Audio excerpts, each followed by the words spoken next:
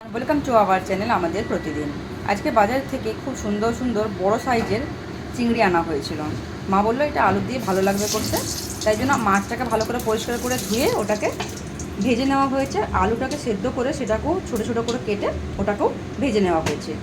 গরম তেলের মধ্যে কালো জিরের ফোড়ন দেওয়া হলো। বাকি যা যা মশলা আমরা মেনলি ইউজ করি সেগুলো ইউজ করব। কাঁচা লঙ্কা এখানে দিয়েছি, শুকনো লঙ্কার বদলে কাঁচা লঙ্কা দিলে তার ফ্লেভারটা ভালো আসে, গন্ধটা ভালো আসে। আর কেটে রাখা দুটো বড় সাইজের টমেটো অ্যাড করে দিয়েছি। এবারে এটাকে ভেজে নিতে হবে। চিংড়ি এমনিতেই খেতে ছোটো বড়ো সবারই ভালো লাগে, যেহেতু ওটা কাটা থাকে না, তাই জন্য চিংড়ি খাওয়ার মজাই একটা আলাদা। কিন্তু সেটা যদি একটু বড় সাইজের হয় তাহলে কিন্তু আরও ভালো লাগে। এটা অন্যরকমভাবেও করা যেত, কিন্তু আলু দিয়ে করলে মেখে খেতেও ভালো লাগবে ভাতের সাথে। আর বাড়িতে যেটা পছন্দ করে সবাই আলু দিয়ে, তাই জন্য এটা আলু দিয়ে। নয়তো এটা আপনারা মালাইকারিও করলে খুব ভালো লাগতো, ডাব চিংড়ি করলেও ভালো লাগতো। যেরকম বড় সাইজের ছিল চিংড়িটা।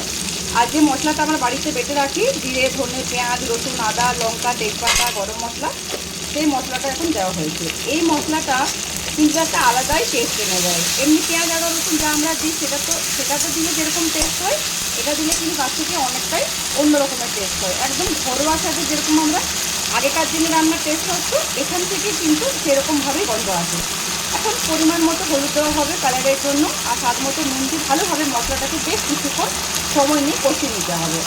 এই যে আপনাদের দেখালাম, মশলাটা ভালোভাবে কষানো হয়ে গেছে। আর একটুখানি কষিয়ে নেবো, একটুখানি কালারের জন্য একটু Kashmiri red chilli powder add করছি। এখন একটুখানি চিনি অ্যাড করে দেওয়া হলো। চিনি দিলে টেস্টটা ব্যালেন্সড হয়, তাই জন্য অল্প একটুখানি স্বাদ মতো দিয়ে দিয়েছি।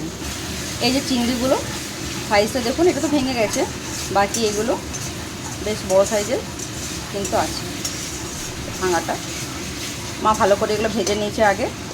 মা এমনি তো চিংড়ি মাছ খুব ভালো করে রান্না করে, একটুখানি আজকে নারকেলের দুধ দিয়েও রান্না করা হবে এটা।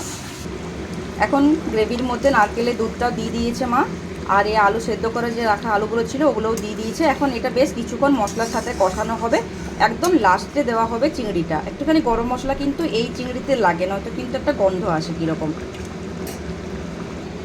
এখন ঝোলের মধ্যে মাছগুলোকে দিয়ে দিয়েছে, আর কিছুক্ষণ রাখবো এটাকে ভালোভাবে ফুটে ওঠার জন্য। দেখে যেন মনে হচ্ছে চিংড়ি মাছ নয়, কাঁকড়া। কালারটা বেশ ভালো এসেছে, টেস্টও খুব ভালো হয়েছে। একবার মা টেস্ট করে দেখেছে, গরম গরম ভাতের সাথে এত ভালো লাগে খেতে। এখন ওপর থেকে একটুখানি গরম মশলা অ্যাড করে দেওয়া হয়েছে। বাস এবার নামিয়ে দেওয়ার পালা। নামিয়ে দেওয়ার পর কীরকম লাগছে দেখতে আপনি দেখাচ্ছি আপনাদের সাথে। ভিডিওটি ভালো লাগলে লাইক করবেন, শেয়ার করবেন, আমাদের চ্যানেলকে সাবস্ক্রাইব করে আমাদের পাশে থাকবেন। দেখা হচ্ছে পরের ভিডিওতে। আর কীরকম লাগলো দেখে রেসিপিটা সেটা অবশ্যই কমেন্টে জানাবেন।